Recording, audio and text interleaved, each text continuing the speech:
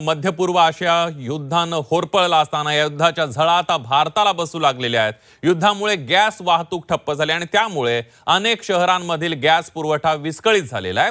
घरगुती गॅसची टंचाई भासू नये यासाठी सरकारने व्यावसायिक गॅस वितरण बंद केले आणि त्यामुळे हॉटेल व्यवसायाला याचा फटका बसू लागलेला आहे। अनेक हॉटेल्स बंद पडलेले आहेत तर काही बंद पडण्याच्या मार्गावर आहेत। पुणे नागपुरामध्ये काही हॉटेल्स व्यावसायिकांनी चूल पेटवून हॉटेल सुरू ठेवण्याचा प्रयत्न केलेला आहे। तर सीएनजी त्याचबरोबर एलपीजीच्या वितरणावरही याचा परिणाम दिसू लागलाय। हॉटेल नाशिकमध्ये एलपीजी साठी रिक्षा चालकांनी रात्रीपासूनच रांगा लावलेल्या आहेत तर सीएनजी पुरवठ्यावरही परिणाम जाणवू लागल्याची माहिती महानगर गॅस कडून देण्यात आली आहे।